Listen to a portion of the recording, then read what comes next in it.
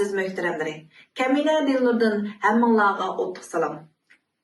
Bugun biz Uyg'ur hozir zamon rasm san'atining o'lni solg'uchi, Uyg'ur rasm san'atining muhim namoyandasi va Uyg'ur go'zal san'at ma'rifining asos solg'uchisi donliq rassomimiz G'ozi Ahmad bilan tanishib chiqamiz. Uyg'ur rassom G'ozi Ahmad. Biz yaşayotgan bu kainatning o'zi bir san'at asaridir. Bu nuqtadan qaragan vaqtimizda san'at dunyo opirida bo'lganda tang vujudga kelgan desak, xatolashmagan bo'lamiz.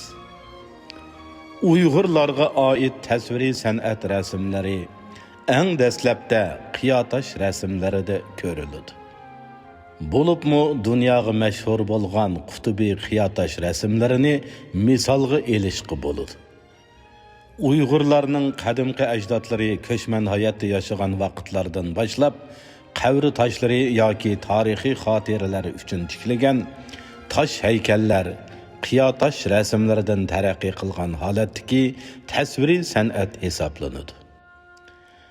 Bu xildagi san'at asarlari toshqi, g'arbiy va sharqiy Sibiriyadan Hindistongacha, Hingan tog'laridan Ural Idil bo'ylarigacha, Qora dengiz va Anadolugacha bo'lgan keng ketgan Turkiston dalalarga taralgan.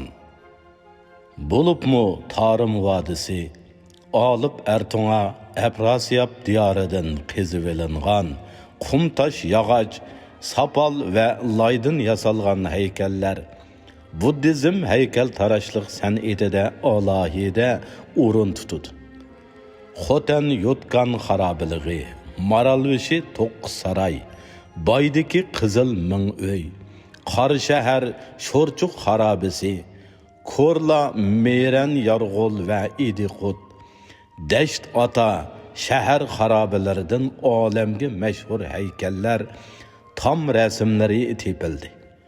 Alohida ta'kidlab o'tishga arziydigini milodining oldi keynidan 14-asrlargacha yaratilgan dunyoga mashhur qizil ming uy, bezaklik dasht ota Budda ming uyi, tam rasm san'atlari xalqimizning dunyo san'atiga qo'shgan o'chmas tuhfalaridir. Bu asarlar qadimdan bugungacha Uyg'urlarda davomlashib kelayotgan yayloq va shahar madaniyati, har xil kultur, urf-odatlarni bugungi kunimizgacha yetkazib kelgan tangdossiz boyliqlar. Yuqoridagi bayonlarimiz qadimgi Uyg'ur san'atiga oid bo'lib, u asarlar shu davr san'atkorlarining bizgacha yetib kelgan emgak mevalaridir. 20-asrning boshlaridan boshlab qayta shakllangan Uyg'ur tasviriy san'atining peshvolaridan atoqli Uyg'ur rassomi G'ozi Ahmad ijodiyatidagi tasviriy san'at asarlari hozirgi Uyg'ur san'atining javharidir. G'ozi Ahmad go'zal san'at sohasida ta'siri nihoyat yaxshi aql farosatga, yumoristik xususiyatga boy odam bo'lib, rassomlik sohasidagi Nasriddin Apandi degan nomi bor. Nasriddin Apandi latifalarini aytalaydiganlar ko'p bo'lsa-mu, G'ozi Ahmaddek jonliq, qiziqarliq aytalaydiganlar ko'p emas. Agar Nasriddin Apandi Uyg'urlar madaniyatining dengizi deyilsa, Mahmud Qashqari Uyg'ur madaniyatining yuksak cho'qqisidir. G'ozi Ahmad o'ziga bu ikki personajning aql farosatini mujassamlagan bo'lib, turmushda kishilarga yaqinlik muomala qiladi. Xo'shallik baxsh etadi. Kasbiy jihatda bo'lsa, alohida tuhfa yaratgan tuhfakordir.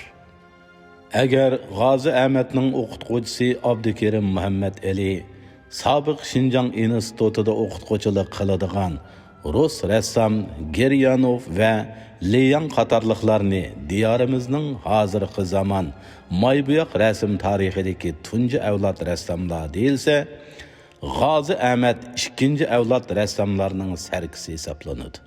Agar tunji avlod rassomlar yo'lga tosh tizg'anga o'xshash yurtimizning maybuyoq rassomligi uchun asosiy badiiy deyilsa, G'ozi Ahmad to'xtamay ilgirlab, chechaklab meva berib, klassik tus algan əsərlərinin meydana kelişi və bədii sübətni östürüş arqılıq diyarimizga maybuyaq rəsminin yeni səhifəsini açdı desək artıq ketmeydi.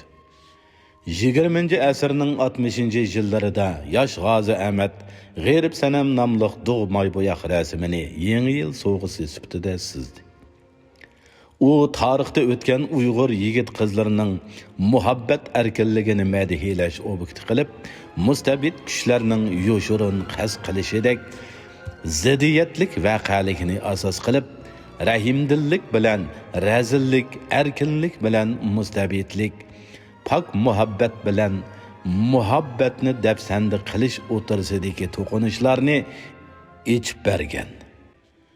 Şu yili yana jinoiy hukm nomli maybuyaq rasmi orqali cho'ng hajmlik tematik tarixiy rasm ijod qila oladigan iqtidor hozirlaganligini texmo ilgirlagan holda dalillagan. U mujunda g'oyat zo'r to'qinish va kishilik turmush tragediyasini tunji bo'lib xalqqa namoyon qilishdan burun G'azi Ahmad uchun cho'ng tavakkulchilik va xiris hisoblanadi. Jinoiy hukmning davlatlik güzel san'at sarayida e'tiborlab saqlanishi, G'azi Ahmadning kompozitsiyalik fikr yurgizish va personajlar obrazini bo'yoq orqali yaratish, dramatik to'qinishlarni bartaraf qilish iqtidorini emas, Uyg'urlarning güzel san'at sohasidagi aql parasti va iqtidorini muayyanlashtirish hisoblanadi. G'azi Ahmad Turpan noyisida sotsialistik ta'lim tarbiyada turayotgan mezgilda kambag'allardan hal so'raganda oddiy fuqarolarning turmush sarguzashtlaridan qattiq ta'sirlangan. Bu ta'sirlanish uning jinoiy hukm va uning hamshirisi bo'lgan hisob elish rasmi orqali yeni bir avlod Uyg'ur ziyolilarining realistik ruhini, haqqoniyat tuyg'usini va oddiy fuqarolik yangining uyg'onishini, shuningdek shu alohida tarixiy bo'shliqda beshidan kechirgan madaniyat qurilishi yangining ijtimoiy sinflar yangining agashma tafakkur musofisi bilan munosib iznolarini aks ettirgan. Shunga u nadir asar bo'lib sifati bilan avomg'ila emas, tarixga mansubdir. San'at tarixiga emas, madaniyat tarixi va millat tarixiga mansubdir. Shuningdan e'tiboran kuchlik mas'uliyatchanlik tuyg'usiga ega G'azi Ahmad bir yurish maybo'yoq rasmlarni ijod qildi. U rasmlarning ba'zilari jo'shqin, ko'tarangi ruhliq, ba'zilari xo'shal kayfiyatga, ba'zilari qayg'u hasratga to'lgan bo'lib, Uyg'urlarning jumhuriyat bilan tang qadamda besib o'tgan qaynam toshqinlik musofisi yorqin xotirlangan. 1980-yillarga kelganda ideyada ozod bo'lishga agishib, G'azi Ahmad modernizm uslubidan oddiy holda foydalanmasdan Uyg'ur madaniyati va Uyg'ur tarixi to'g'risida realizmlik san'at qonuniyati bo'yicha o'ylanishga boshladi. U 1984-yili Muqam nomli rasmi orqali shakl yaratish, harakat qildirish, shuningdek 5 a'zoyi bir-biridan farqlanib turadigan personajlar individuallikni yaratadigan iqtidorni namoyon qildi. Bu rasmni ko'rib Maknoyisida mashrabga qatnashgan chog'dagi go'zal manzaralar esimga keldi. Rasmdagi obrazda hayvatlik musiqa sadosiga jo'r bo'lgan yoshurun iqim vujudingizga sho'ng'ib kirib, giralashma ta'sirat paydo qiladi. Muqam musiqasining ta'sirli yeri shuki, u sizni ritm qaynamiga boshlab kirib, masxush qiladi. Esimda aniq turibdiki, madaniyat zo'r inqilobida o'xshash bo'lmagan qarashdagi Uyg'urlarmi taraflardan bir yerga to'plashib, muqamdan lazzat olgan edi. G'azi Ahmad mushulardan ta'sirlanib, muqamda musiqa usul ritmini ko'rish sezimini shaklga o'zgartgan. Rasmdagi o'xshamagan sarguzashta, o'xshamagan xarakterga ega jonliq odamlar o'zini unutgan holda muqam o'rindashdan iborat umumiylikqa qarishib ketgan. Ham o'xshash bo'lmagan o'zgacha salohiyati, o'zgacha mijazi va harakat shaklini namoyon qilgan. Ro'shan individuallikqa ega bu personajlar asosiy qatlamdagi turmushdan kelgan. G'ozi Ahmadning obrazlar omborida individualligi bir-biriga o'xshamaydigan nurg'un shaxslar bor. Muqamda sotsiologiya tanqididan madaniyat varisligi va tafakkuriga o'tib, muqamdan iborat yurishlashgan muzikaning insoniyatning og'zaki g'ayri moddiy madaniyat meroslari qatoriga kiradiganligini oldin biladiganligidan besharat berilgan. Shuningdan keyin G'ozi Ahmad, Mahmud Qashqari, Yusuf Hojib qatorliq mashhur olimlarning prototipini orqa-orqadan yaratdi. Bu hozirgi zaman Uyg'urlarning moddiy madaniyatga boy bo'libli qolmay milliy madaniyatga varislik qilish va uni joriy qildirishga mohirligini isbotladi. G'ozi Ahmadning personajlarning obrazini his qilish va yaratish istibdodi texmo qimmatlidir. U moybo'yoq rasm tilini shu qadar sezgurlik bilan egallab qolmasdan, avomning zo'xlanish odatiga moslashib, takshi nur, asli rang, shuningdek siziq bilan batlarni birlashtirishdan iborat mahorati orqali bo'yoq rasmining saltanatini qayta namoyon qildi. Mahmud Qashqari portreti qandoq borliq keldi degan masala ustida qisqacha axborot beraman. Helama esimda. Men 13 yosh vaqtlarimda diniy maktabda o'qiydim. Bu chaqda bizdan cho'ngroq taliblar, yurt mo'tabarlari Opal yezisiga berib, Hazrat Mollamni ziyorat qilgani boratdi.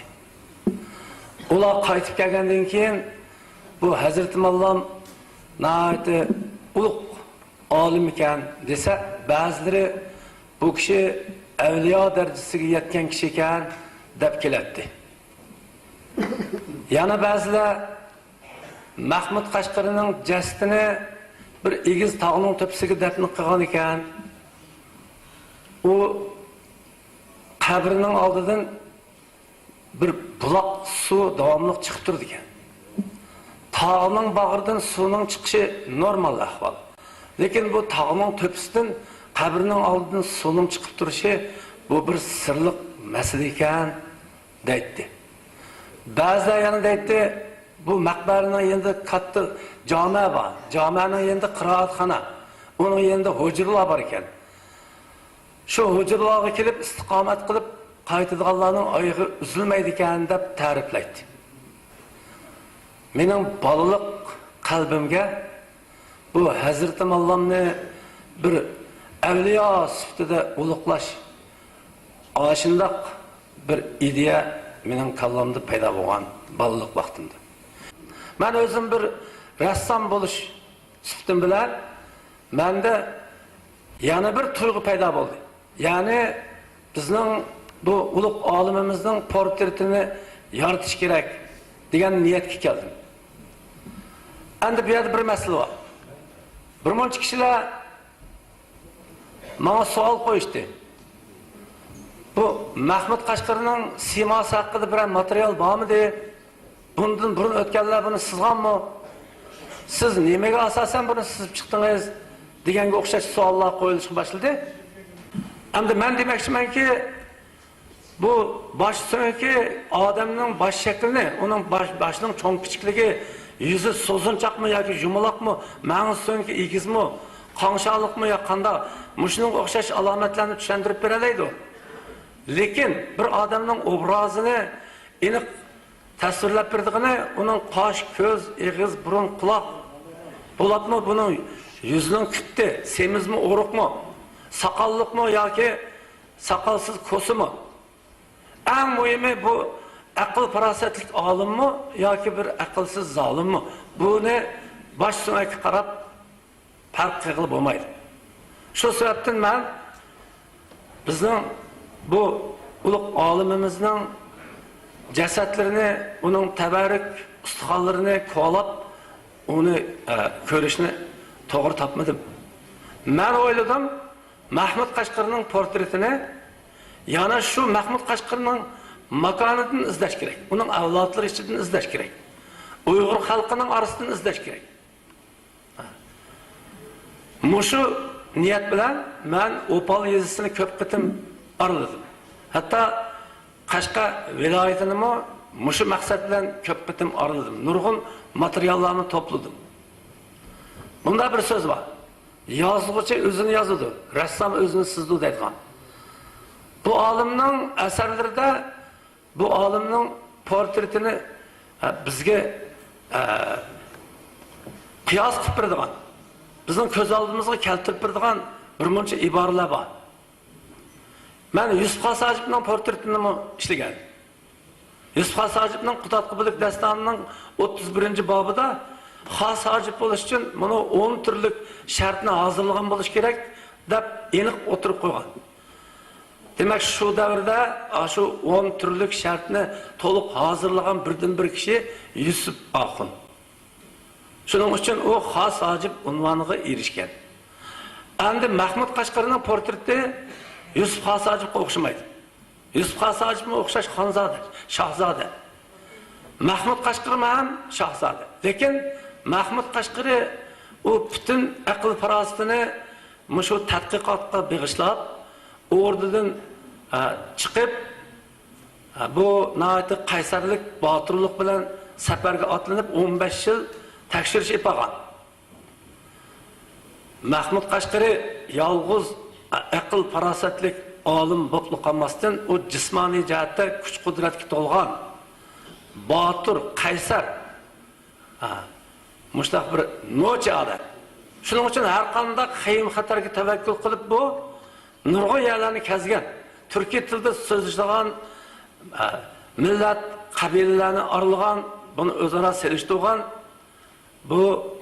buning qiyofatidan ashundaq bir qaysarlik, ashundaq bir botirlik chiqib turishi lozim. Necha 10 yillik tarixni va o'zining san'at tajribalarini, tafakkur musofasini qandoq qilganda texmi chunqur yakunlab chiqib, diyorimizning hozirgi zamon moybo'yoq rasmini madaniyat tarixida tafsiliy va aniq puxta tiklab, yurtimizning madaniyatini yanamo shon sharafga ega qilish texmi muhim ishdek qiladi. G'ozi Ahmad odatdagi rassom emas.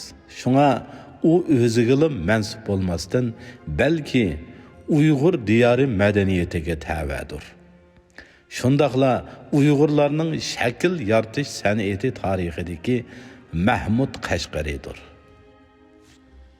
G'ozi Ahmad Uyg'urlar hayoti tasvirlangan Uyg'ur madaniyatining xosligi ifodalangan nodir asarlari bilan tang Uyg'urlar hayotiga singan.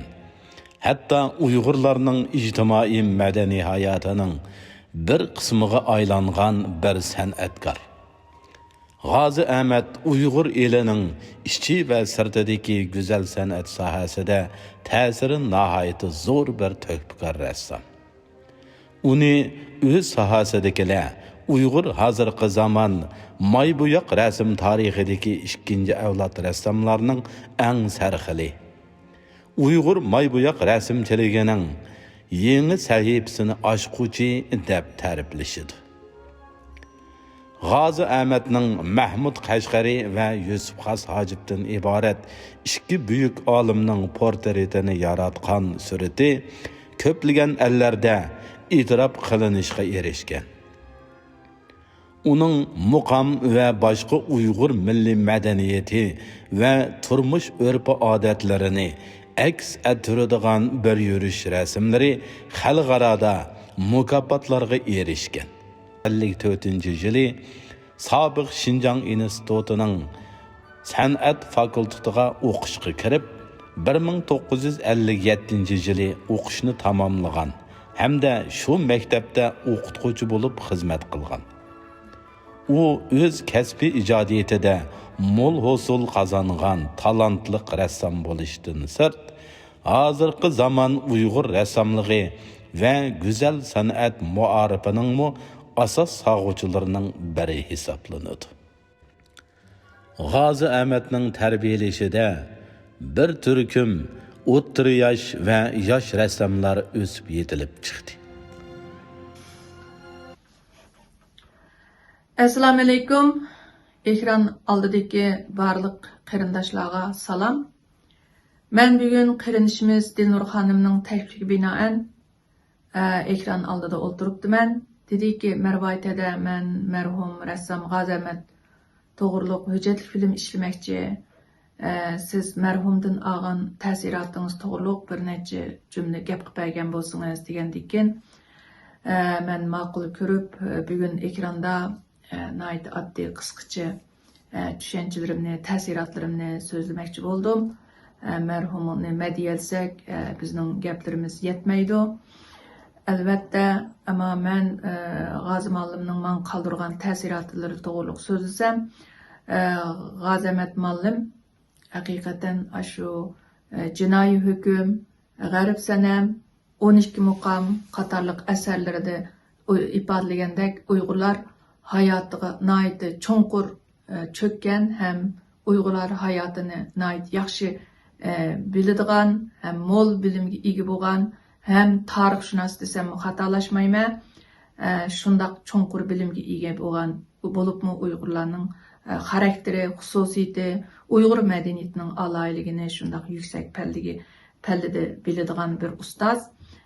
Bilimlari shu rasmlar so'zlab turadi. Shundoq cho'nqur bilim bo'lg'achqa Uyg'urlar yaxshi ko'radigan Uyg'urlar hayotini, Uyg'urlarning xususiyatini, xarakterini, obrazini, kiyim-kechak, zebo ziynatlarini voyaga yetkazib ifodalagan. G'ozi muallim yen uningdan sirt nihoyat puxta bir husni xattatchi. Husni xatni bak yaxshi yozadi. Anikin Uyg'urlar hayotida bo'lgan oddiy bir voqeliklarni nihoyat kuchli, nihoyat qiziqarli, butun vujudi bilan shundoq so'zlaganligi menga bak cho'nqur ta'sir qoldirgan. Shu 12 muqomdagi shu personajlardek shundoq ichidan qaynab har qanday ishni shundoq og'zining uchida emas, butun vujudi, butun yuragi bilan shundoq rasmsizdigan ham ifodalaydigan bir shundoq ustoz. Ham tarixshunos desam xatolashmayman. Endi nurg'un Uyg'urlar G'ozi muallimning asarlarini shu qadar suyib, o'ylariga esibdi, ham esibdi. Uyg'urning uyda 12 muqam asarning ko'paytirilgan gilam nusxasi yoki ko'pi nusxasi ba o'yla. Menchi G'ozi muallimning rasmi yo'q, uy yo'q deb o'ylayman. Restoranchilarning har qanday restoranda G'ozi muallimning rasmini esibdi. Ama bu yerda mayli Uyg'urlar bu to'g'riliq bilsin bilmasin, men bir nuqtani yoritmoqchi, esiga qo'ymoqchi. G'arib sanam asri 1980-yili Urumchida tamomlangan ekan, uning cho'ngligi 1 metr 30 santida 1 metr. Men vatanga borgan vaqtimda G'ozi muallimni yo'qlab borsam, bu asar uyda esiqlik ekan. Originalni ko'rsa insonning vujudini larzaga soladi. Haqiqatan shundoq kuchli bir asar. Allohga shukr, bu asar shu jamiyatiga angushtar sifatida jamiyatiga qoldirilgan ekan. Demak, bizning qo'limizda demakchi.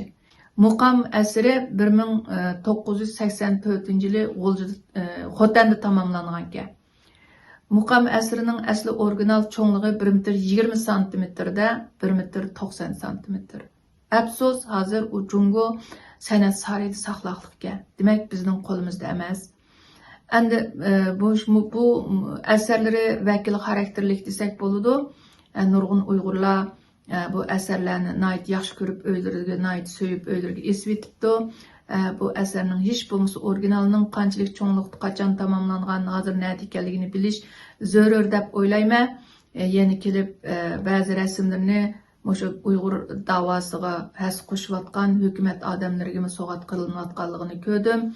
Shunlashqa men bu nuqtani yoritib qo'yishim bek muhim deb qaradim. Shunlashqa bu ma'lumotni bergim keldi. Ekran oldidagi barliq qarindoshlarga rahmat, xo'sh.